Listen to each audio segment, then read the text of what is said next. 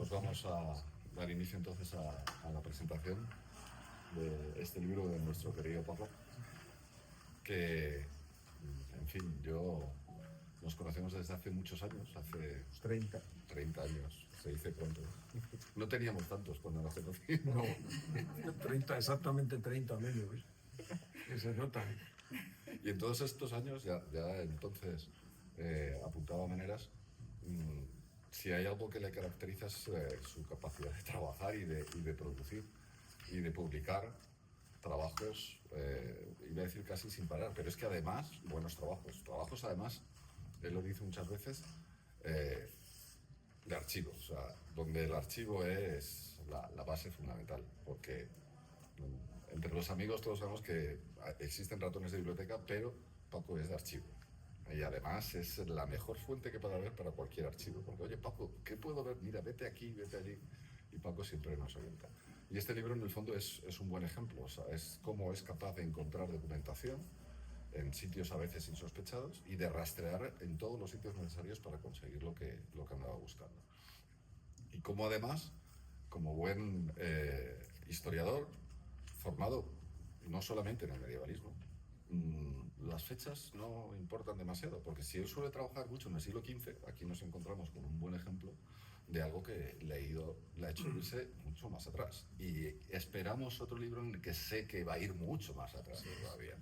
Los arzobispos les seguimos esperando. les esperamos por acá. Con lo cual, claro, cuando me dijeron de participar en esta presentación, pues yo no podía estar más que encantado, obviamente.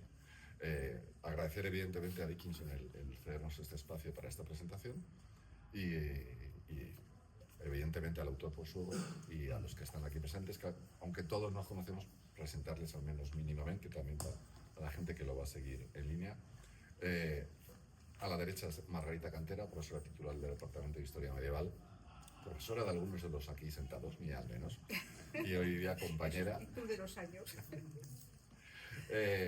A mi derecha, José Manuel Nito Soria, catedrático de Historia Medieval en la Complutense y académico de la Real Academia de la Historia. Yo soy Óscar Villarroel González, profesor también en la Universidad Complutense, y a Francisco de Paula Cañas Gálvez, autor del libro, profesor también en la Universidad Complutense, compañero y amigo. Y bueno, la cuestión es dialogar un poco y charlar sobre este libro. Hay algunos puntos que seguiremos, pero con total libertad al respecto. Un libro que, bueno, no deja de incluirse en una línea que últimamente se trabaja mucho, pero en la que sigue habiendo tanto por hacer, como es el estudio de mujeres dentro del ámbito del poder real. Entonces, una pregunta que se planteaba así un poco al inicio es ¿qué aporta un libro sobre el conocimiento de una infanta, que es un caso además muy peculiar, sobre lo que sabemos sobre las infantas, las reinas, las mujeres en el ámbito del poder? Bueno, la verdad es que este es un trabajo que me surgió la idea hace ya mucho tiempo, ¿no? En un proyecto que hubo en la Universidad de Sevilla de Mujeres de Poder, pues yo conocía el testamento de Blanca de Portugal, que es toda una declaración de intenciones en lo político, en lo espiritual, pero también en lo cortesano. Ella profesa como monja ya a una edad avanzada, pero la condición real de infanta prima, infanta de Portugal, ¿no? Entonces, bueno, el personaje me atraía y lo que me llamó la atención es como una monja del principio del siglo XIV podía tener una corte de más de 100 personas dentro de la claustra monástica de un monasterio como es las Huelgas Reales de Burgos, ¿no? Empecé a indagar sobre el personaje, me parece fascinante por muchos. Es un personaje, el otro día se comentaba en la tesis, poliédrico también como Martín Fernández de Angulo, como muchas de estas personas, en absoluto son monolíticos, y dije, bueno, ¿por qué no reconstruir quién estaba? ¿Qué es lo que mi línea de investigación desde hace muchos años? Estudio el poder y sobre todo quién rodea el poder, ¿no? Esto que se ha llamado en algún congreso el poder en la sombra, es decir, que no era tanta la sombra, eran personajes de mucha luz, pero que han quedado eclipsados por los grandes señores, ¿no? Entonces, claro, yo me encontré con que podía desarrollar una línea dentro de mis investigaciones sobre el ámbito curial o áulico en un aspecto que era muy desconocido, una monja en concreto, ¿no? Es decir, cómo se podía combinar la vida religiosa de la clausura con la vida propia de una persona de sangre real, ¿no? Entonces, el testamento me aportó muchísima información porque ella era una infanta que, como gran señora, pues vivió rodeada de deudas. Claro, esto es algo propio de la realeza y de la grandeza de tiempos pasados, e incluso hasta hace pues, también bastante poco, ¿no? Vivía muy rodeada de ese ámbito de grandeza, y el testamento, ella, cuando va a morir, es muy generosa con las personas que le sirven. Pero claro, yo intuía que había más gente detrás de ella y empecé a explorar las fuentes de todo el periodo, no solo ya de Blanca en el monasterio de las Huelgas, sino también documentación del Archivo Histórico Nacional, de la Catedral de Burgos, y me encontré con una nómina extraordinaria, ¿no? Porque no solo se encontraba rodeada de personas que le eran útil en el desarrollo de la gestión del patrimonio anexo al señorío de las Huelgas, sino que se encontraba con personas que podían influir en calidad de consejeros, aunque esta es una palabra que en la documentación nunca aparece consejero de la señora infanta, pero sí personas del entorno curial, real, que sí podían hacerle, bueno, pues jugar un papel determinante, sobre todo en las relaciones castellano-lusas de los primeros años del siglo XIV, que son bastante complejos, ¿no? Pero lo importante de Blanca, y esto se adelanta mucho a tiempos posteriores, es que no solo cuenta con personas de condición real en su entorno, sino que se dota de algo que es muy importante, que para mí es una señal ya más de tiempos más modernos. Y el otro día en la tesis de Martín Fernández de Arbulo se puso de manifiesto esto. Se rodean de lo que podríamos definir ese término general de letrados, es decir, de gente que no tiene una condición social elevada, son lo que podríamos llamar hoy una clase media o incluso clase media baja, pero que gracias a una formación universitaria de calidad, o haberse formado en los entornos de la administración y del aparato burocrático del monasterio, de la Catedral de Burgos o de la propia Corte Real, resultaban del máximo interés. Y la infanta tiene esa capacidad de mira, es decir, no solo se rodea de personas acordes con su condición, con su estatus social, sino que se rodea de personas que le pueden hacer gestionar bien su extenso patrimonio personal, el del propio monasterio de las Huelgas, y ser un árbitro, un consejero, una consejera en las relaciones hispano-lusas y también, bueno, con los demás reinos de la península ibérica, ¿no? Entonces, en ese sentido, creo que la figura de Blanca Portugal, más allá de los aspectos biográficos que son también sumamente interesantes, aporta pues una línea de investigación que puede traernos en el futuro pues importantes aportaciones, ¿no? Que, bueno, el ámbito curial real es muy interesante, evidentemente detrás de los reyes siempre hay personas que en las cuestiones de asesoramiento, también en las cuestiones de ceremonia administrativa son importantes, pero nos adentramos en ámbitos que no han sido tratados. Yo también estoy trabajando sobre estos ambientes en el clero secular, obispos y arzobispos.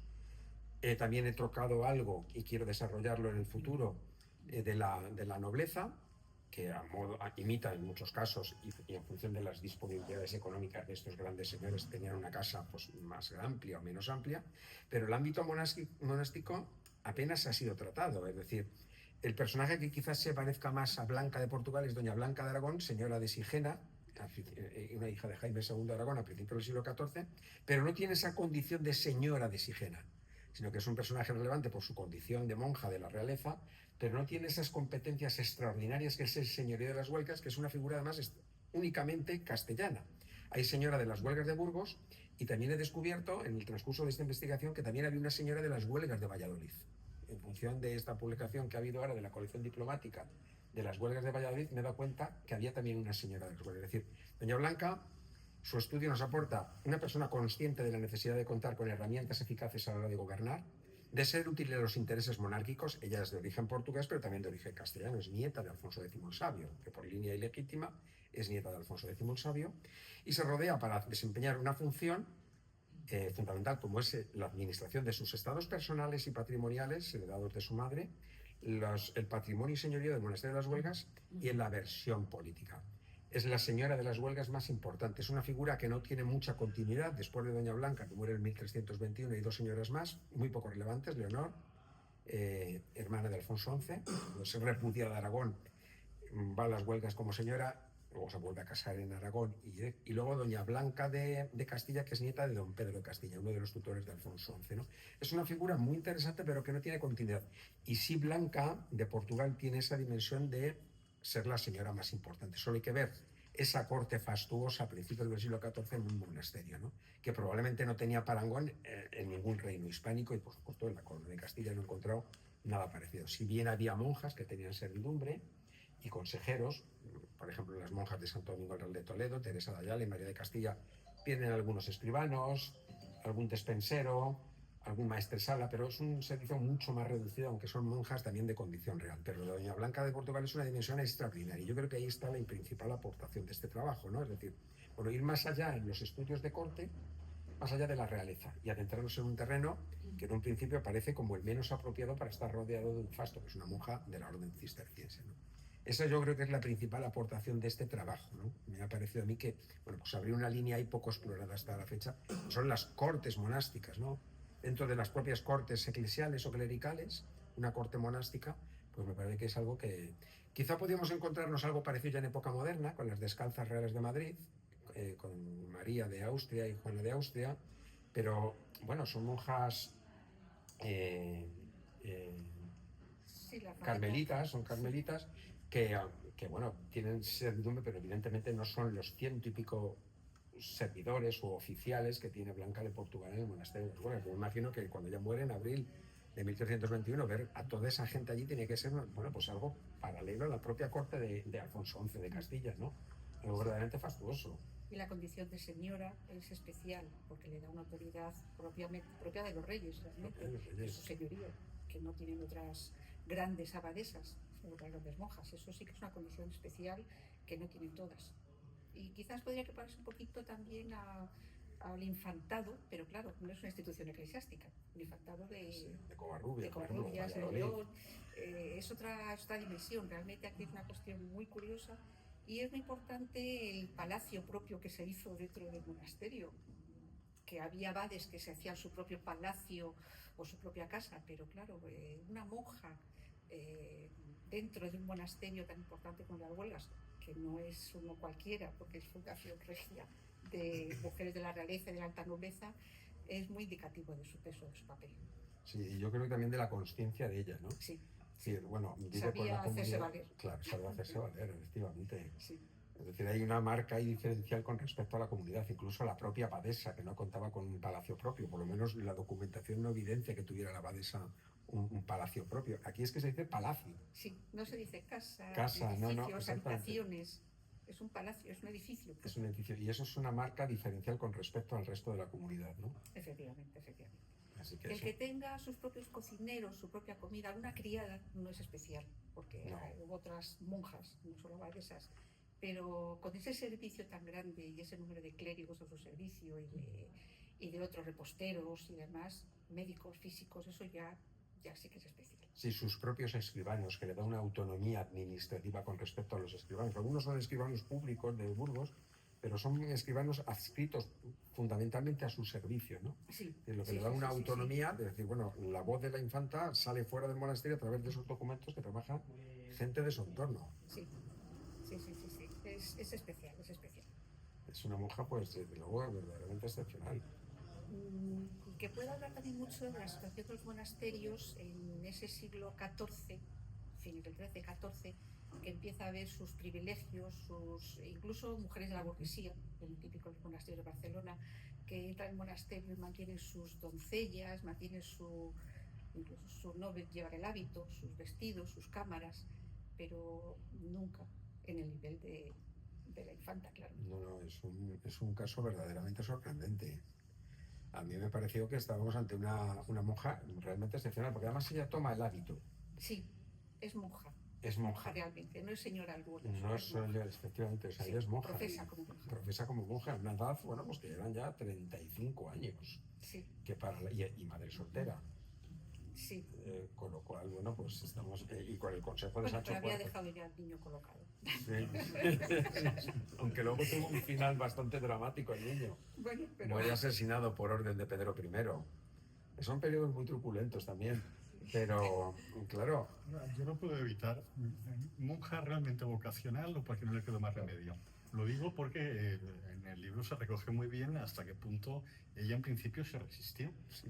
Y claro, ciertamente la documentación, que para este tipo de cosas es muy formal, pues nos da la imagen de un Sancho IV que recibe un poco amablemente el deseo de ella de ser monja y tal, pero no deja de surgir ahí la duda de lo fue porque quiso o porque la obligaron.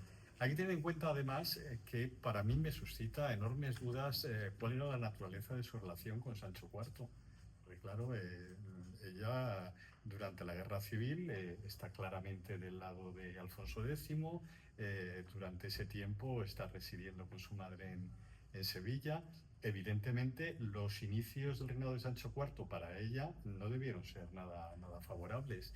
Con lo cual, yo después de ver el libro, es una cuestión que evidentemente no tenemos fuentes, pero me queda ese interrogante. Al final entra en un monasterio porque quería entrar en un monasterio o porque de alguna manera Sancho IV le buscó una opción que la quitaba del campo político, de algún modo, en una posición ciertamente digna, pero no lo sé si deseada por ella, sobre todo a partir del hecho de que constatamos que ella se resistió durante mucho tiempo a entrar en esa situación. Sí, además la carta de Sancho IV es muy interesante porque dice que tiene que poner orden en su vida y en su hacienda. Viene a decir un poco esto el rey, ¿no? A mí eso me impactó, lo de poner orden en su vida. Digo, ¿qué ha hecho mal esta señora para tener que poner orden en su vida? Estamos hablando de una mujer que tiene 36 años. En el siglo XIV, es una edad considerable, no es una jovencita, ¿no? No sabemos la fecha de nacimiento del hijo. 1259. Ah, del hijo. Del hijo nada. Claro, a eso voy.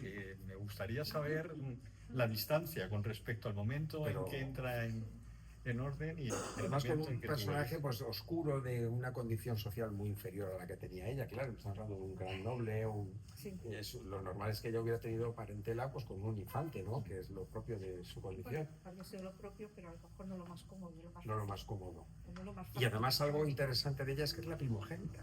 Claro, en función de la sucesión a la corona portuguesa no hereda ya el trono, ¿no?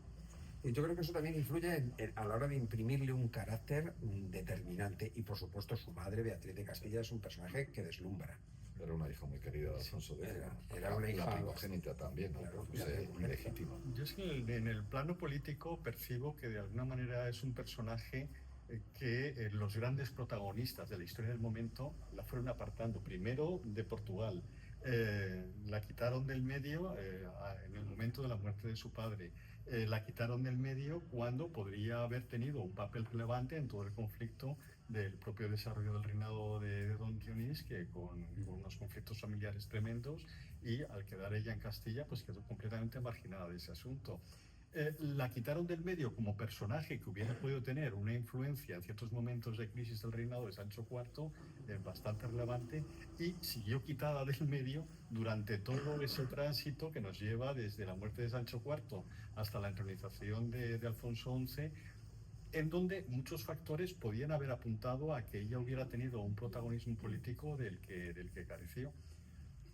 Bueno, pues son circunstancias que obligan a hacerse muchas preguntas. Sí, hay algo que me resultó muy relevante y es la asistencia de ella a la convocatoria de varias reuniones de Cortes.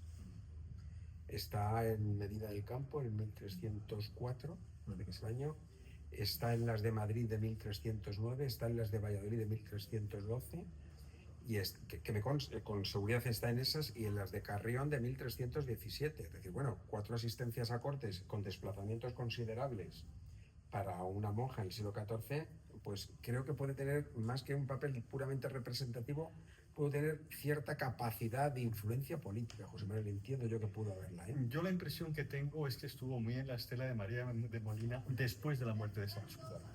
No antes, después de la muerte de Sancho IV. Y probablemente estas asistencias a Cortes cuadran con dentro de ese grupo del molinismo político. Sí. Que se desarrolla a partir de 1295. De hecho, en el libro, en el Testamento de María Molina, hay varias mandas testamentarias a favor. Mueren con muy poca diferencia cronológica, pero hay muy buena relación. En las mandas testamentarias se habla de Blanca de Portugal, ¿no? Le entrega algunos libros que habían pertenecido a Alfonso X el Sabio. Sí está en esa esfera política, ¿no? Y luego lo que yo también encontré, pues, los agentes políticos que ella tiene, ¿no? No son solamente gestores, sino que son, bueno, personas que van mucho más allá. Claro, estamos hablando de una época en que la documentación limita mucho estas cosas, ¿no? Para épocas posteriores sí nos podemos encontrar pues, con informes mucho más precisos, ¿no? Pero, claro, estamos ante una persona que no simplemente es un personaje de adorno y que se le ha colocado de acuerdo con su condición social en el monasterio, sino que tiene una dimensión que yo, por lo que conozco de las señoras de las huelgas y estudié a fondo todas, va mucho más allá. Es decir, ¿cuál es la dimensión exacta de su recorrido político? Pues no creo que lo vayamos a poder saber, porque además las crónicas la mencionan poquísimo. Pero evidentemente la asistencia a cortes, dotarse de un elenco de curiales de alto nivel y esa cercanía con María de Molina, pues nos habla de un personaje que no solo está callada en las paredes del monasterio, sino que tiene una imagen mucho más allá, ¿no? Para mí la corte, la casa como herramienta política es fundamental, más allá de los aspectos representativos, de estar rodeado de gente, el hecho de tener, sobre todo además hay un perfil de curiales que es profundamente administrativo. Me inclina a pensar por una persona que tiene sí un interés por hacer las cosas. Otra cosa es que la corona le pudiera limitar las cosas. Desconocemos, por ejemplo, hay muy poca información, salvo la confirmación de privilegios, cuál fue su relación con los tutores de Alfonso XI, ¿no? Ya muere en 1321, Alfonso XI no es mayor de edad hasta 1325, pero eso sería muy interesante ver, ¿no? Lo que sí parece claro es que no debieron de ser muy malas, porque durante aquellos años, y gracias a la intercesión de ella como cormana, tanto de Fernando IV como de Alfonso XI, es una expresión muy bonita que llaman cormana, todos esos privilegios se confirman. Que lo habitual es que se confirmaran, pero se confirman con una rapidez extraordinaria, ¿no? Y bueno, pues sí nos encontramos ante un personaje que es una herramienta política, probablemente una herramienta política de la corona para quizá controlar el poder que tenía el propio monasterio de las Huelgas. Hay que recordar que es un cenobio que está integrado por monjas de la realeza y de la más alta nobleza, es decir, es un centro de poder, y no solo las monjas, sino todo lo que rodea el monasterio. Pero también, por una parte, una influencia del monasterio ante posibles abusos o injerencias de la corona o de otros espacios como el obispado de Burgos, con un personaje tan relevante como es Blanca de Portugal, ¿no? Yo es que ahí veo que las visitas a la corte, quizás a la corte regia, quizás aparte de su poder político, que no lo niego ni le quito valor, estaba también en relación con proteger al monasterio, con pedir la protección al monasterio, con ratificar los privilegios, que son muchos los que le concede, yo creo que es Sancho IV y Fernando IV, los dos. Cuarto y algunos de Alfonso XI también, de la minoría. Son muy numerosos, y yo pienso que sin quitarle peso político, que creo que lo tuvo, fue una buena defensora del monasterio. Muy buena, sí. Iba a defender los intereses del monasterio. Yo en esta línea que apunta Margarita, cuando leía el libro, me preguntaba quién ganó más, si el monasterio de Blanca o Blanca del monasterio. Yo tengo la impresión de que ganó más el monasterio de Blanca que Blanca del monasterio, y lo digo por lo siguiente. Yo tengo la impresión de que la situación del monasterio de las Huelgas a fines del siglo XIII era muy mala. Muy mala, como era muy mala la situación de todo el Císter en aquel momento. Es decir, desde mediados del siglo XIII el Císter tiene bastantes problemas. Prácticamente todos los monasterios. Revisaba precisamente, después de leer tu libro, he mirado varias de las monografías dedicadas al Císter en aquella época. Me hizo pensar sobre todo lo que fue la tesis en su día de Javier Pérez Enviz, incluso sobre todo para los asistentes. Me anoté una frase que es muy descriptiva de esa situación. Dice así: la orden cisterciense en los siglos XIV y XV conocerá un ocaso generalizado y lento. La paralización de las fundaciones y el cese del incremento patrimonial, manifiestos cuando la nueva sociedad exija otras funciones o servicios de la religión, harán que el Císter pase a un segundo lugar. Para esa época de los siglos XIV y XV, el número de operaciones, fijaos este dato que interesante, el número de operaciones económicas realizadas supuso el 60% en el conjunto del Císter de las realizadas antes de 1300. Es decir, 1300 es un momento claro de cambio de una orden religiosa que había sido de las más pujantes a experimentar un proceso de sustitución y de desplazamiento en el caso del ámbito femenino, sobre todo por las clarisas. Bueno, luego voy a aludir a este tema de Císter y clarisas. Así que yo tengo la impresión, y creo recordar que en algún momento del libro lo dices, que Blanca para las huelgas fue como una especie de salvadora de una situación que debía ser bastante delicada y que haría comprender lo que señalaba Margarita en el sentido de que probablemente muchas dirigidas a la corte no era acaso tanto por una cuestión de protagonismo político, sino por una cuestión de contribuir a mejorar una situación que debía ser bastante delicada. Y ese momento en que empiezan también muchos pleitos de los concejos dependientes contra el señorío monástico, tanto en las huelgas como en los monasterios, y la confirmación de los privilegios reales ahí era muy importante, Efectivamente. porque era ratificar los privilegios y la autoridad de la señora como oficial del rey, en realidad, defendiendo sus privilegios. Hay que tener en cuenta la época tan conflictiva, con dos minorías regias tan seguidas, con una nobleza tan expansiva y sobre todo intentando hacerse con el poder. Claro, eso era aprovechado por muchas entidades menores sujetas a señorío y más eclesiástico y más monástico para intentar quitarse ese, entre comillas, yugo. Con lo cual eso resalta un poco más, yo creo, también la capacidad de gestión de esta mujer. Es decir, no solamente se preocupaba por el símbolo de lo que ella era y de lo que representaba ese monasterio con tanta historia y tan unido a la monarquía, sino nos muestra también su capacidad para gestionar y sacar adelante un centro que estaba teniendo problemas, como ha resaltado José Manuel, y que vuelve a poner a flote. Y consigue que la monarquía vuelva a proteger un centro tan relevante como las huelgas. Sí, y eso, en esta línea está la fundación, es algo relevantísimo, la fundación de Briviesca, Sí, que no es poca cosa. que no es poca cosa, con una colegiata y además con un fuero propio. Bueno, en fin, estamos hablando ante una gestora que eso explica muy bien de quién se rodea, ¿no? Es decir, se rodea de la idea puede surgir de ella, las rentas de Briviesca son elevadas, pero evidentemente eso necesita un equipo de gestores extraordinario y ella tiene la consciencia de dotarse de las personas adecuadas. Y en el aparato, digamos, administrativo no nos encontramos con grandes nombres, nos encontramos con lo que entendemos como técnicos, burócratas y letrados, ¿no? Es decir, bueno, creo que en ese sentido es una mujer muy interesante. Y algo también relevante, ¿no? Después de Blanca, las dos señoras de las huelgas que le siguen son figuras que además no tienen continuidad. Está Leonor unos pocos años, y luego está Blanca a finales del siglo XIV, que pasa sin pena ni gloria y desaparece. Y a partir de 1300, después de la coronación de Alfonso XI en las huelgas, el monasterio pierde bastante influencia política.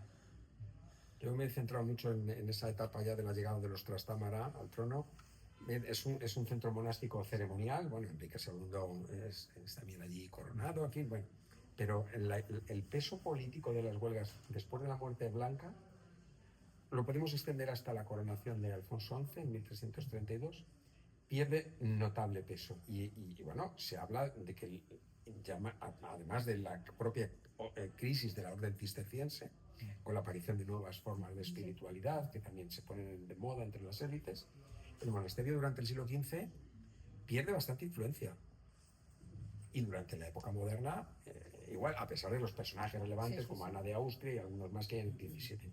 Pero digamos que es un centro monástico que creo que alcanza su cenit en época de Blanca, ¿no? Después de una época que está empezando a eclipsar, Blanca, algo que es muy representativo de este poder es el propio sepulcro de Blanca. Es el sepulcro más espectacular de todas las señoras de las huelgas. Es decir, ya hubo conciencia en el momento de su muerte de que desapareció una gran figura para el monasterio, ¿no? Y también que tenía mayor poder económico que el que luego se tendría. Y por eso se podía hacer un sepulcro mucho más aparatoso, claro, que luego. Ahí, a fin de cuentas. Que reflejo. Y vivía completamente, como habéis visto, completamente endeudada, ¿no? Que esto es algo característico. Algunos no cobran sus deudas cuando se muere y eso significa que no las van a cobrar ya nunca, ¿no? Pero yo me pregunto, en ese punto posiblemente también era una mujer tipo muy de su época y de su ambiente, es decir, una mujer tipo de ese ámbito de la iglesia, pero también social, porque debían estar endeudados prácticamente todos por la dificultad de gestionar y de recaudar las rentas en el momento, les obligaba a endeudarse. Ella en ese sentido es una más también. Es una más. Algo que me pareció relevante, y yo insisto en ello en el libro, es el esplendor litúrgico del monasterio durante aquellos años. Y hay una pieza que es muy conocida, que aunque no se sabe el origen exacto, Bueno, pues últimamente se ha estudiado con una dimensión mayor, que es el llamado Códice de las Huelgas, ¿no? Donde hay una pues, compilación de piezas desde la Ars Antigua, desde los inicios de la fundación monástica a finales del siglo XII, a los repertorios más vanguardistas, ¿no? Y parece ser que algunas de esas piezas se interpretaron durante la coronación de Alfonso XI, unos años después, ¿no? Pero parece ser que el libro se prepara durante la época de la abadesa María González de Agüero y doña Blanca de Portugal, es decir, frente y junto a ese esplendor que lo económico parece que experimenta el monasterio con Blanca, la confirmación de privilegios, la posible influencia política, el peso de su propia figura real, un aspecto que viene a redundar esto es, digamos, el aspecto ceremonial, ¿no? Todo lo que es, bueno, pues dotarse de una polifonía vanguardista sin olvidar las raíces de piezas anteriores, ¿no? Y bueno, esto es a lo que llegamos ahora con los repertorios más vanguardistas, pero también venimos de una tradición anterior que también recopilamos, cuyos manuscritos originales se han perdido, ¿no? La mezcla de la memoria de la familia, que también está vinculada al Panteón Regio, y la novedad. Y refleja muy bien la importancia que tiene la liturgia. Cuando se cuida la liturgia, se enriquece el culto, se enriquece también el sentimiento religioso y se manifiesta la tradición de la Iglesia y la fuerza de la Iglesia a lo largo de los siglos. Eso es fundamental y ellos eran muy conscientes de eso. Después lo hemos perdido, pero... En este sentido, este acontecimiento al que hacías alusión, es decir, el de armarse caballero y la coronación de Alfonso XI en 1332, habría que preguntarse hasta qué punto no es pura casualidad, sino a lo mejor el resultado de que, como consecuencia acaso de la propia mediación de Blanca, pues las huelgas hubiera recuperado un cierto papel referencial en el ámbito de la liturgia, de la puesta en escena, de la disponibilidad de ciertos instrumentos, la famosa figura articulada de Alfonso XI, la que utilizó Alfonso XI, la figura de Santiago, que nunca se ha podido asegurar cuál fue el momento de su elaboración, pero que desde luego se hizo, primero se pensó que era del siglo XIII, pero luego finalmente se ha llegado a la conclusión de que seguramente era del siglo XIV, de un determinado momento del siglo XIV, naturalmente anterior a 1332. Es decir, a lo mejor nos podemos encontrar ahí ante una aportación incluso directa de esta personalidad. En este sentido, cabe llamar la atención cómo en las huelgas durante la segunda mitad del siglo XIV hubo un acontecimiento político importante que se celebró allí en 1254, y yo he estado revisando y no veo ningún acontecimiento político que se escenifique en el marco de las huelgas hasta 1332. Quiero decir que volvemos otra vez a lo mismo. Parece que hay una caída de valores referenciales por el monasterio que parece recuperarse en este contexto y que produce ciertos afloramientos, como es el caso del acontecimiento de 1332. Sí, no, es un acontecimiento fundamental, claro.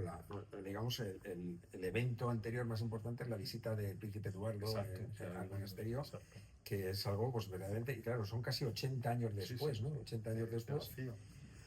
Y después de lo de Alfonso XI tenemos la de Enrique II en 1366. Pero la de Enrique II fue puramente circunstancial, es decir, era porque simplemente estaba ahí. Si hubiera estado en lugar de Burgos, en Logroño, pues se habría hecho en cualquier lugar de Logroño, ¿no? Sí, pero ahí no había una intencionalidad de búsqueda de escenario, porque lo que había era una urgencia política, y esa urgencia política se produjo en ese momento y en ese lugar, y se hizo ahí por eso. Y además es algo que creo que también reflejo en el libro, a veces no me acuerdo de algunas cosas que he escrito, es a principios del siglo XIV, aparte del monasterio, del palacio de la Señora de las Huelgas, también se labran, como se dice en la documentación de la época, unos nuevos aposentos reales. Es decir, estaban los aposentos primitivos del palacio de Alfonso VIII, y se labran nuevos aposentos reales. Es decir, hay efectivamente una dinamización de las relaciones del monasterio con la realeza, y yo creo que el papel que juega Blanca es fundamental en este sentido, ¿no?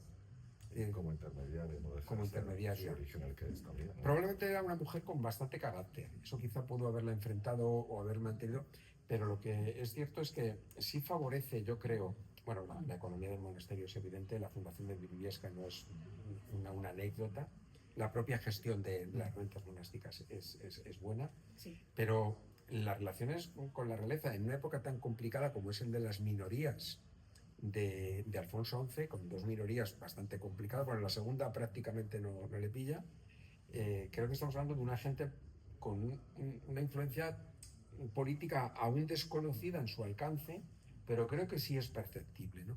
Y yo me planteo en el libro también algo que, claro, no he podido verificar, ¿no? Pero teniendo en cuenta que doña Constanza de Portugal, la esposa de Fernando IV, y ellas son primas, si pudo tener algún tipo de influencia en ese matrimonio. Las relaciones con Fernando IV son muy buenas, él la llama amigo hermana y son relaciones extraordinarias, ¿no? ¿Hasta qué punto pudo intervenir? O a lo mejor no pudo intervenir, pero teniendo en cuenta que estamos ante un perfil que va más allá de lo que es simplemente una monja contemplativa, pues quizá, claro, yo lo aventuro en el trabajo, no tengo la documentación que me lo permita, ¿no? Pero me da la sensación que en el Tratado de Alcañices, 1297, cuando ella ya es señora de las huelgas, con 38 años y conociendo bien el ambiente de la realeza portuguesa y castellana, no pudiera ejercer alguna influencia, ¿no? Esto es difícil, porque claro, las fuentes son las que son, ¿no? Pero claro, Ella evidentemente tenía que ser un personaje de carácter, sin duda.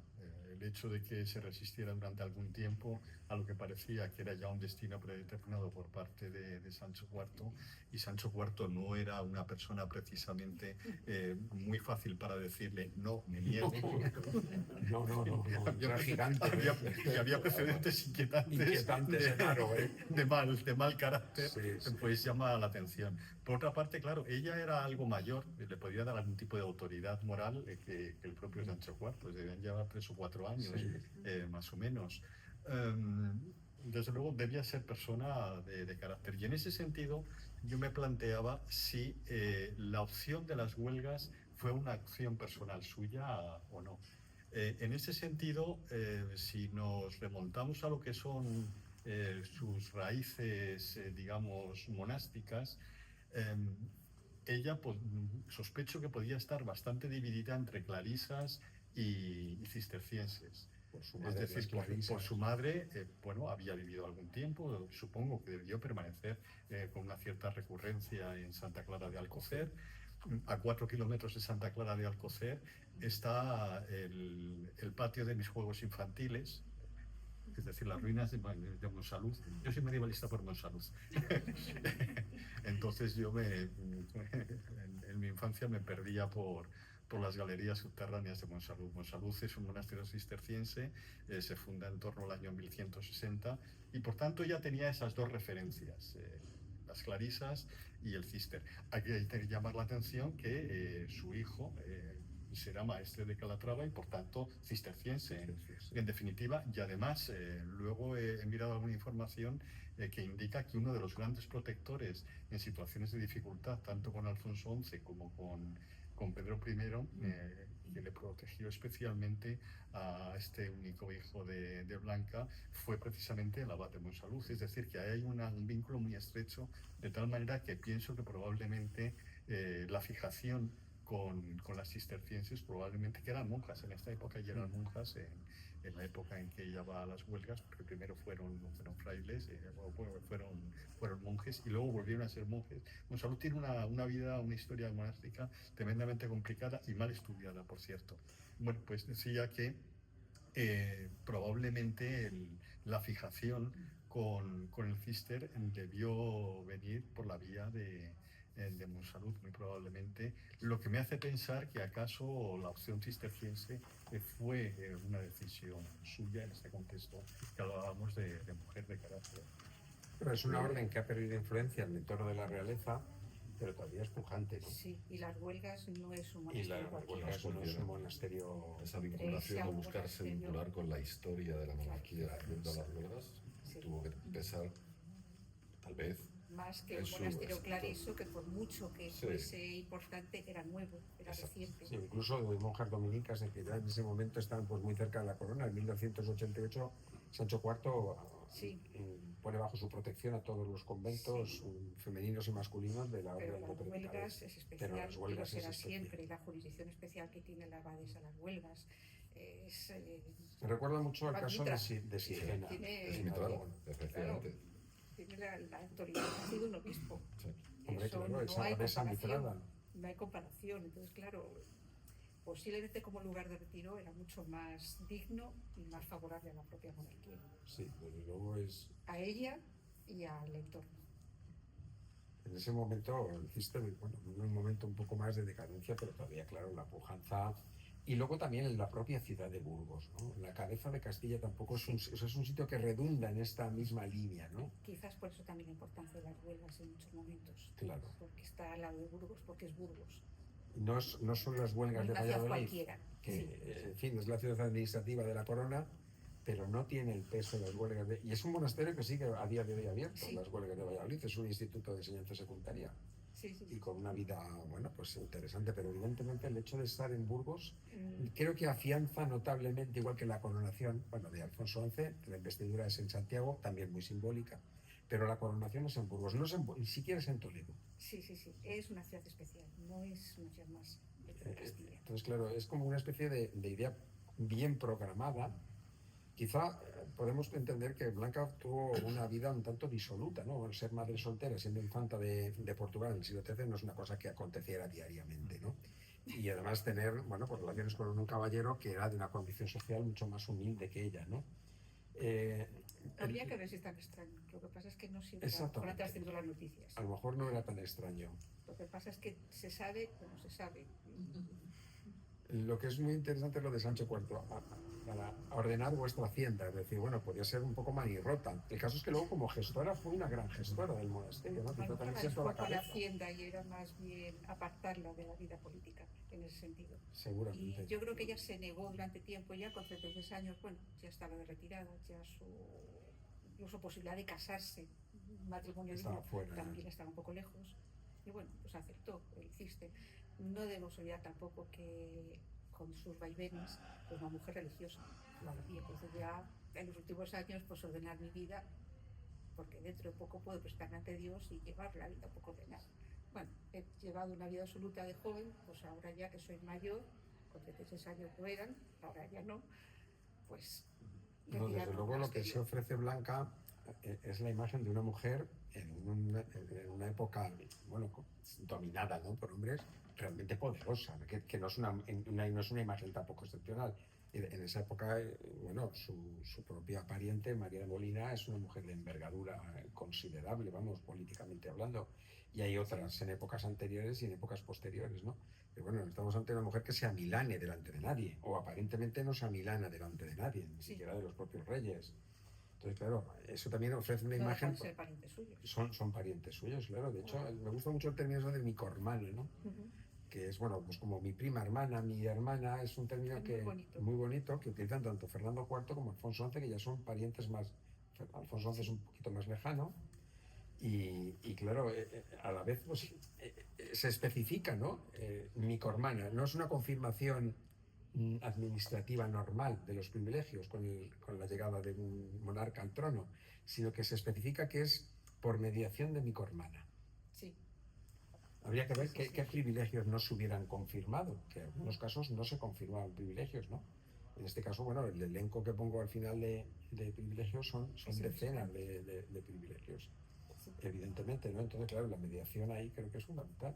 Posiblemente. Es cierto que cuando un rey llegaba al trono, los monasterios corrían enseguida a pedir la confirmación de los privilegios. Pero lo que tú dices, la rapidez en la concesión, eso quizás era lo importante. Hay algo que me llamó mucho la atención y me lo comentaron cuando revisaron el libro, porque a partir de 1319, cuando ya muere en el 21, o 1318, perdón, 3 años antes, ya no se confirma ningún privilegio, cuando era anualmente bastante. Es decir, me sorprende que se hubieran acabado los privilegios de las huelgas en ese momento. Quizás se sintió enferma ella, porque cuando ella testa en la abril de 1321 ya está enferma, pero bueno, puede ser una enfermedad repentina, o quizá en 1313 ella hace una especie como de testamento. No es un testamento, de que se conservan 3 copias, una en las huelgas, otra en Londres, otra en la Catedral de Burgos, haciendo concesiones a su gente y a diversas instituciones religiosas de Castilla. Ya se siente ya enferma, es Es decir, probablemente tuvo una salud endeble, esto es muy difícil saberlo, ¿no? Sí, sí, no hay, Y, no hay y quizá a relación. partir de 1318 ya se encontró pues, incapacitada. Claro, las fuentes es que esto no profundizan, ¿no? Es decir, bueno, nos encontramos en el testamento diciendo hallándose enferma, eh, Pero dicta, ¿cuánto tiempo pero llevó claro, enferma? cuánto tiempo pudo tener un mil de enfermedades que desconocemos y que pudieron minar su capacidad de actuación. Sí, sí, Es evidente que a partir del 18 hasta el 21 su presencia desaparece hasta en la documentación, ¿no? En la documentación, por ejemplo, de arriendos de tierras o de propiedades. Es decir, ¿qué pasó ahí? Pues es el fin, bueno, sí, de la primera regencia de Alfonso XI con el desastre de Granada en 1319. Me resulta como un vacío, ¿no? No creo que hubiera un golpe político, una mano político que la apartara, y intuyo más bien una incapacidad física de ella para seguir adelante. Por otra parte, en 1318 ya tenía 60 años, casi. Estamos hablando del siglo XIV, es una edad avanzada, ¿no? sí, ¿no? Y que no sabemos las enfermedades que podía tener. Claro, pudo tener muchísimas cosas. Sí, sí, sí, sí. Entonces, claro, ahí se eclipsa. Eso me lo comentaron. Bueno, Paco, ¿qué crees que ha podido pasar? Digo, pues me gustaría preguntárselo, pero no me va a decir nada. Coincidiría un poco también en cómo ese papel suyo era relevante, es decir, cuando ella ya, por edad, por enfermedad, está más retirada, el monasterio también lo sufre. Lo sufre, claro. Porque no creo que se acabasen los privilegios. No. Efectivamente, no creo. La colección de documentos del Monasterio de las Huelgas, que se publicó hace ya unos años en Burgos, que conocéis muy bien, llegó hasta 1400. El proyecto luego me comentaron allí en Burgos que se acabó el dinero en los años 80 y no se puede hacer, pero son como, yo los tengo en casa, son me parece que 12 tomos y del orden de 200 documentos en cada tomo. Se está hablando de más de 1000 o 1000 y pico documentos, Sí. claro que no se acaban, ¿no? Y hay muchos privilegios que no se confirman, pero con ellas se confirman todos. Es decir, bueno, Y seguro que los principales. y los más principales, importantes. sí, claro. Ya se preocuparía de adelantar los más significativos para el Y además monasterio. observé una cosa que eso sí, puede parecer, no lo sé José Manuel, cómo lo verás, pero a mí yo que conozco mucho o he estudiado mucho todo lo que es la Cancillería y la emisión de documentos, la mayor parte de los documentos que confirma Fernando IV van con la posición de la firma, que no es una cosa frecuente todavía entonces. Yo, el rey don Fernando, firma. Alfonso XI no firma en la minoría porque no firma en la minoría, él firmó menos documentos de su mano, pero digamos que esa posición de la firma real creo que viene a redundar una situación de apego, de cercanía. Sí. Es decir, que lo normal, la confirmación del privilegio es, confirmamos el privilegio, se copia el privilegio anterior y se aprueba. Sin embargo, el rey don Fernando es muy frecuente en casi todos los privilegios que se confirman por mediación de nuestra cormana, infanta doña Blanca de Portugal. Da un poco la imagen de una necesidad de expresar una cercanía particular y de una manera excepcional. Pero ahí se escribe todo, pero en el siglo XIV que un rey firmara un documento no deja de ser excepcional todavía. Además, la letra del Fernando IV es una letra gótica muy bonita, pero es una letra que está trazada no con dificultad, pero no es una letra rápida. Es decir, esa letra le ha llevado al rey a escribirla bastantes segundos. Es decir, porque no es habitual que un rey firme los documentos. Ya en el siglo XV la cosa es muy diferente, ¿no? Entonces yo ahí vi una cercanía especial, ¿no? Que, por ejemplo, en los privilegios que se confirman en la época del señorío de las Palmas, de doña Blanca de Castilla, la hija de don Pedro de Castilla, el tutor de Alfonso XI, y Enrique II sí firman muchos documentos, y Juan I. Ahí no, digamos que hay como una lejanía mayor, ¿no? La figura política de esas señoras es muchísimo menor. El poder de esta mujer, claro. Y de hecho, cuando muere doña Blanca, la hija de Pedro, infante Pedro, que me parece que muere en 1379 o 1380, ya no hay continuidad en esa figura. Que es algo que yo también he indagado. Hay un artículo de Carlos Reglero muy bueno sobre, es el único artículo que contempla el señorío de las huelgas y los señores de las huelgas. No me quedó claro por qué no hay una continuidad en esto. Si quizá fue una figura que se extinguió con nuevas percepciones del poder, porque sí había infantas que podían haber entrado allí, ¿no? Sí, pero quizás ya no interesaba ese monasterio, ya están nuevas órdenes, está más decadente. Sí, las dominicas se van despegando del entorno regio, las cistercienses. Sí. El poder económico mucho menor. No dejaba de haber también, comillas, modas que se ponían, que tenían más realce en momentos determinados porque eran más atractivos para la religiosidad que se propugnaba en esos momentos. Y eso se ha visto muchas veces, José Manuel ha visto muchas veces cómo se favorece órdenes determinadas y cómo en el 14 son las mendicantes las que con lo cual, claro, el cister ahí se queda, un cister que además tarda muchísimo en reformarse, o sea, hasta la segunda década del 15 que un servidor regio empieza a intentar reformar el cister. Y ya no son las huelgas la cabecera. Claro, ya no son las huelgas la cabecera reforma de las exacto. monjas bernardas, con lo cual muestra que ha perdido mucho peso también. Sí, en esa época ya las que están súper de moda son las dominicas, por ejemplo, y las clarisas también, pero bueno, conozco Santo Domingo el Real de Toledo con figuras tan relevantes como Teresa de Ayala, que no es una señora de un convento, en un monasterio, pero ejerce ese papel de asesora política, ¿no? De cabeza de ese partido petrista que todavía tenía una influencia relevante en las primeras décadas del siglo XV. ¿no? Constanza de Castilla, Santo Domingo el Real de Madrid. Santo Domingo el Real de Madrid, Caleruega. Luego, además, según avanzamos en el 14, pues se va generalizando o extendiendo el fenómeno de la encomendación monástica señorial, que en cierta medida pues aboca a una situación muy complicada en general a todo lo que es el monacato tradicional frente a todo este tipo de órdenes que evidentemente están un poco en la atracción de la sociedad de la época, clarisas, dominicas, etc. No habría que ver si no había también un intento de los reyes de retroceder en el señorío de las huelgas, de recuperar competencias regias, retirárselos al monasterio para reforzar la autoridad regia y retirarle privilegios a los Desde luego, las huelgas en concreto, a partir de 1400, 1450, empieza a ser una sombra del Castilla. Sí, nada que ver. Sí. Hay una noticia en la crónica de la crónica de Álvaro de Luna, la de Gonzalo Chacón, que a mí siempre me ha despertado mucho interés.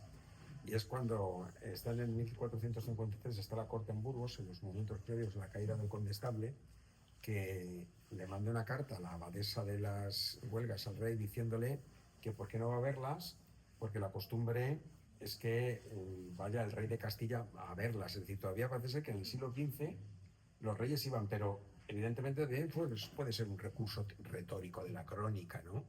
Porque dice que además a la muerte de la abadesa, no sé si es Ana Manrique de Lara, dice que se conservaban un legajo lleno de cartas reales que yo hubiera dado mucho por verlas, pero que no creo que existan.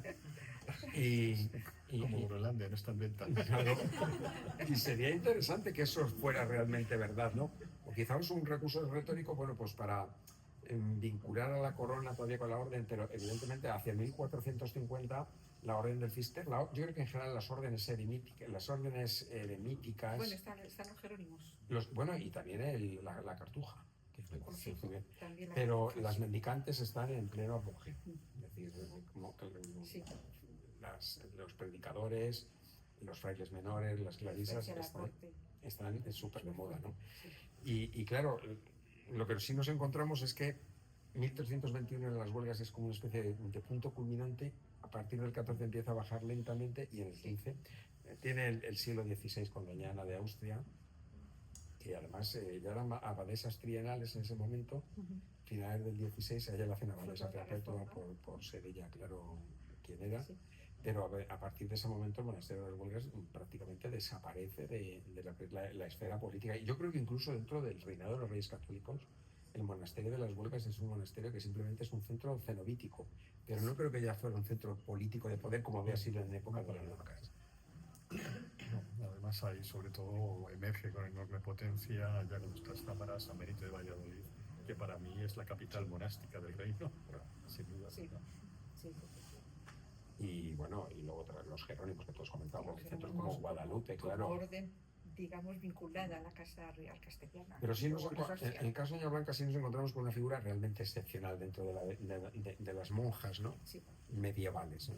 Sí, además la ves medio monja y monja, porque realmente lo es, y al mismo tiempo cortesana. Es una mujer que está entre los dos mundos, o en los dos mundos al tiempo. Sí, claro, En los yo no viajes, sé qué figura tenía más peso, si la eclesial o la la de infanta, ¿no? Que era más monja Pues o infanta, ¿no? Pues el tema de la infanta, viendo la casa que tiene, Claro. la casa privada, vamos a decirlo así, ya no los escribanos, sino los reposteros, Sí. las cocineras, mozas de cocina, pues Las gente pesaba más. comijeras, que preparan un artículo sobre eso, las camareras. Sí, pues gente pesaba más la parte secular. Sí, las parte de propias infanta. damas de las que se rodean. No creo que todas las monjas, aunque fueran de la más alta nobleza, tuvieran una compañía tan importante, ¿no? No creo. Alguna hija del infante don Felipe, es decir, bueno, está rodeada de personas que también tienen presumiblemente una capacidad de acción que pudo ser de cierta importancia, o no, pero hay una de las damas Influencia es, social y también. de influencia social, claro. Sí, sí, sí. O sea que vamos, yo creo que la condición que prima es más la de infanta que la de monja, que la de religiosa, ¿eh? Yo creo que sí. Pero es algo que lo que era propio de estas mujeres en la Edad Media, e incluso en la época moderna. Sí. Bueno, doña Juana de Austria, doña Mariana de Austria, aquí en las Descalzas, bueno, viven con una austeridad propia del Carmelo, Que pero, quizás ella no. claro, pero no dejan de ser miembros de la familia real, y claro, Sí, y se hace notar. y se hace notar. Yo creo que esto es hasta el Lo que último pasa es que a lo punto. mejor en otras órdenes, el Carmelo propio, las monjas, que ya estamos hablando del siglo XVI y luego la Reforma Teresiana, se integraban en el monasterio de otra forma. Pero ella, con su palacio propio, rezaba las horas con las monjas o no, iba al coro o no, Comía con las monjas, seguro que no. porque la regla de San Benito Sí, exige que tienen que comer las monjas juntas. Es lo propio de la orden benedictina, Claro. pero también había abades que tenían su mesa aparte y comían aparte. Es una de las cuestiones de la reforma de la Baja Edad Media. Y por tanto ellas ya no comían con la comunidad. Vamos, no se puede afirmar porque no tenemos, pero tener su propia cocina, Tener cámara, tener su cámara, su palacio, su palacio. para que lo quiere, no solo para dormir, yo creo que también hacía vida aparte, una vida. Sí, además habla de alcatifas, me Tiene parece. alfayates, tiene sastres. Tiene sastres. Hombre, para hacer el hábito No necesita. hace mucho. Claro, No hacían falta mucho eso. Tenía algunas joyas ya, pues, como representante del monasterio, pero claro. yo lo cito en el libro, lo de los alfayates. Es decir, Sí, bueno, sí, claro, sí, para sí. hacer una. Insistes y con razón en eso. Claro, es decir, un alfayate es un sastre, digamos, de la moda castellana, ¿no? La moda hispánica, ¿no? Claro. ¿Para qué tienes eso? ¿Para que te hagan un hábito o no? Sí, es un hábito especial, pero Es de todas evidente. formas. Lo que es una pena, que también lo pongo en el libro, cuando Gómez Moreno abrió los sepulcros de las huelgas reales en los años 40, del siglo XX, el de Blanca apenas se tocó. Estuvieron muy bien el don Fernando de la Cerda, con el Ajuar completo, y de algunos monarcas, pero el Alfonso VIII y de Leonor de Plantagenet, pero este no.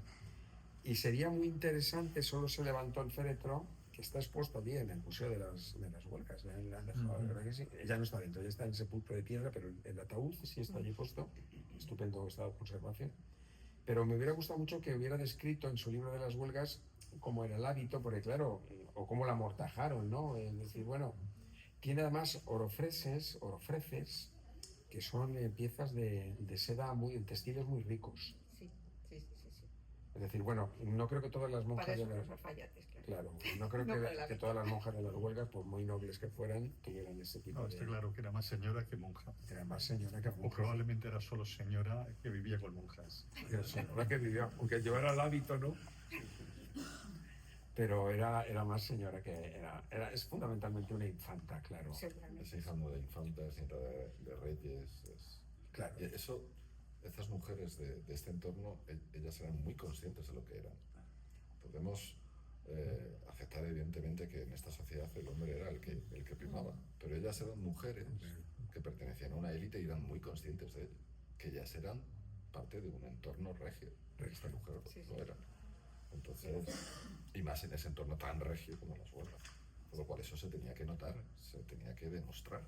Sí, solo hay que ver el sepulcro, es decir, está lleno de heráldica.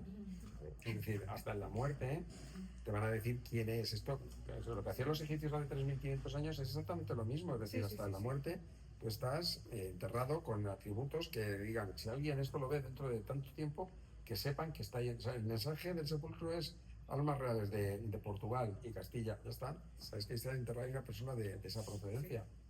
Y eso no pasa con otras monjas, aunque bueno, tienen su heráldica nobiliaria, pero mira, la potencia, el féretro es espectacular, Sí. pero el sepulcro es de una calidad extraordinaria, es decir, no es una monja más, ni siquiera una abadesa relevante, ¿no?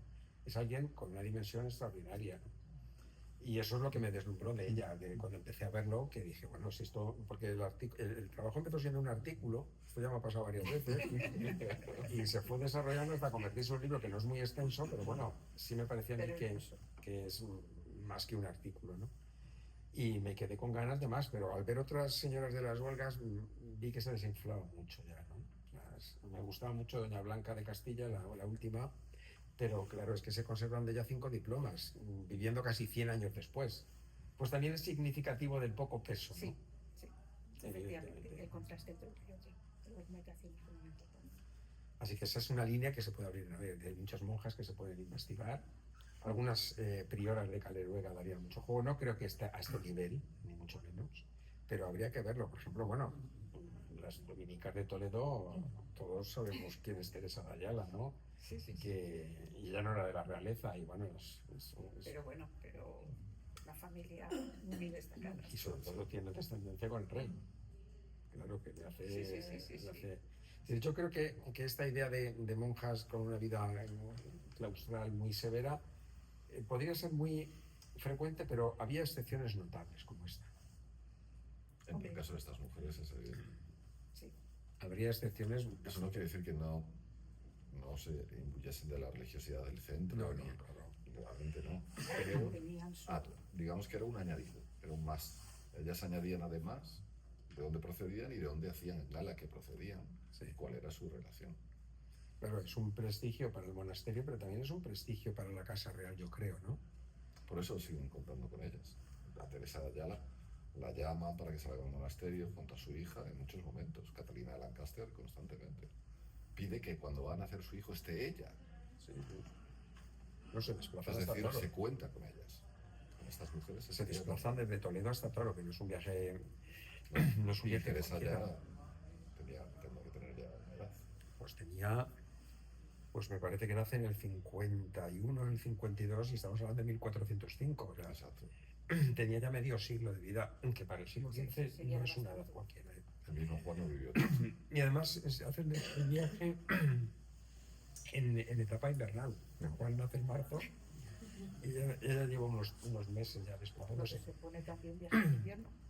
Y también asiste al nacimiento de la primogénita de Juan II, de Catalina, De Catalina. en 1423. Es decir, bueno, creo que es una línea de trabajo que puede darnos en el futuro cosas importantes. Sí. Y esos viajes que hablabas de la misma abadesa, la señora, saliendo para ir a cortes, Gracias. en el fondo es mostrar cómo efectivamente estaban ahí. Tendría sus intereses, tendría sus motivos, aparte del propio contexto, pero nos muestra claramente qué es lo que era estas ¿Qué es lo mujeres, que era? y cómo se contaba con ellas. Y como se contaba, claro. Y el privilegio de salir, pero claro, era estricta, al menos teóricamente, los monasterios masculinos, pero femeninos sí que era estricta. Sí, es muy estricta. Creo que a Teresa de Ayala y a su hija le tiene que dar permiso el provincial de la orden de los dominicos. Creo que lo publiqué, no me acuerdo ya, porque hace ya años, pero creo que publiqué el documento en la colección diplomática de Santo Domingo de Toledo. Se les dio licencia porque evidentemente era... Y la reina insiste además en que vengan cuanto antes, ¿no? Y bueno, nos encontramos ante un mundo pues que es muy diferente al del que es el monacato hoy día, ¿no? Sí. Y sobre todo el monacato femenino es muy influyente en la Edad Media. Veo menos monjes influyentes en esa época en el ámbito de la realeza Sí. o frailes. Sí, porque ellos se mantenían más en la vida o en el clero secular. Sí. Buscaban más la salida también del poder del obispo y no el... Bueno, sí, No sé cuántas aunque veces la danza antes, un pasó- segundo no acababa saliéndose de la iglesia porque lo que quería era ser un caballero. Ser obispos que dejan la mitra incluso para casarse. Sí. Mientras que, claro, esa vía en las mujeres era más Era complicada. diferente. Sí. Pero hay muchas todavía en las que se puede hacer cosas, incluso en esa época ya de principios del 16, que con las nuevas formas de la devotio moderna, lo te comentábamos precisamente a la loca del Sacramento, a Teresa Enríquez, que bueno, es un personaje, hay una biografía escrita magnífica, pero es un personaje que daría para estudios muy interesantes, ya en otra época, en otras circunstancias, no es un miembro de la realeza. Bueno, los Enríquez están emparentados con la realeza. El peso que tiene junto a la reina, la devoción eucarística, que es muy importante en esta época por todo lo que supone frente al protestantismo que ya no es, podemos decir que se está alargando ya, porque viene atrás, el utrifismo y demás, pero vamos, una figura fundamental. Sí, todo ese Interesante, que es entorno magnífica, de las además. damas de la realeza, de la reina católica, del entorno real, es muy interesante. ¿eh? Impresionante. Y además la religiosidad nobiliaria y popular, porque se mezclan las dos.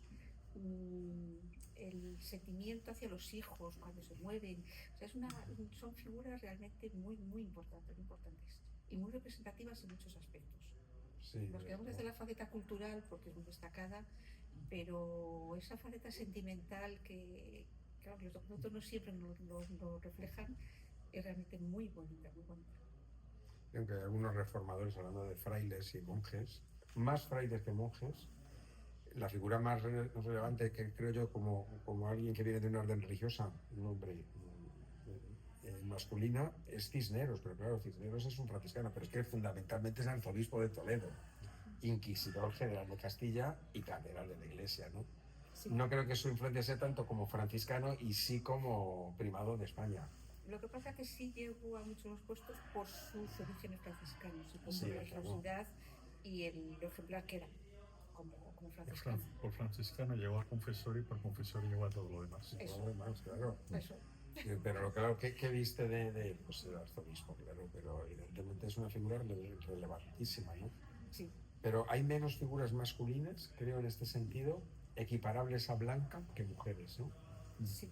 Yo cito en el libro a Blanca de Aragón, la monja de Sigena, pero no creo que no llega a ser. Allí me dicen que son prioras, no son abadesas. Creo que señoras, ¿no? No, tiene permiso. Actúan como tal. Sí. Además, muchas veces, la mayor parte de las veces son infantas, hijas de reyes. No hay más que ver, bueno, no se puede ver ya lo que era el monasterio de Sigena, lo resto, nada más. Pero yo creo que nunca fueron señoras, aunque actuasen como tal. Sí, Pero es una el título figura como tal, paralela, porque también hace excepcional, viajes sí. a Castilla, Sí, pero no tiene la relevancia. pero no tiene. Creo que nos hemos encontrado con Blanca de Portugal, que sí había alguna biografía escrita, pero nos hemos encontrado, creo que la aportación que yo creo que tiene el libro, ¿no? Ante una figura que va más allá de lo puramente vital, ¿no? Pues una monja, hija de la realeza, que entra al monasterio. Y nos encontramos ante una persona con una dimensión que creo que es única, ¿no? Puede dar muchas pistas, Que puede dar muchas en muchos aspectos además. Y Con una personalidad además con un universo de individuos como el que se recoge el libro, que yo creo que justifica perfectamente que a Paco se le nombre el repoblador mayor del Reino de Castilla. Sí, porque es verdad, si se revisa su biografía, pues nos encontramos con que yo creo que seguramente estaremos hablando de acaso varios miles de personajes que desde sus primeros trabajos pues nadie sabía nada de ellos y ahora pululan por ahí por las páginas de la bibliografía castellana. Así que Paco, quedas nombrado repoblador mayor de Castilla. iré pensando en el siguiente. Bueno, yo hablo de personajes. Mucho, Hablo de personajes como Sancho Romero, que no has conocido, pero para mí es como un primo. O sea, yo a veces Pocos le conocemos. nos reunimos, hablamos de personajes, lo decíamos siempre, hablamos siempre de muertos, ¿no? pero muertos famosos. Hablamos de unos muertos y hace poco un doctorando en el departamento decía, es que me resulta ininteligible vuestra conversación. Estaba hablando con Pablo Ortego y dice, es que no entiendo lo que decís nada porque estoy hablando de gente con una familiaridad que lleva 600 años muerta. Pero eso para ti como vamos. Carmen Efecto Martín, profesional. ¿sabéis cómo definía Carmen Martín Gaite la profesión de historiador? Poner orden en la vida de los muertos. Sí, claro. Todo muerto le urge que le pongan orden en su vida, pues para eso hay un historiador. Desde hace poco, sí. Me encantó la mención. Pero los que estamos aquí, bueno, nos conocemos todos y sabemos de qué pie cojeamos. Claro, o sea, que aquí no hay novedades, ¿no? Todos aquí de una Bueno, forma pues u yo otra. creo que antes de que estemos muertos todos, Muy nos bien. podéis afinar que va siendo hora. Muy bien. Pues nada, ha sido un placer. Sí.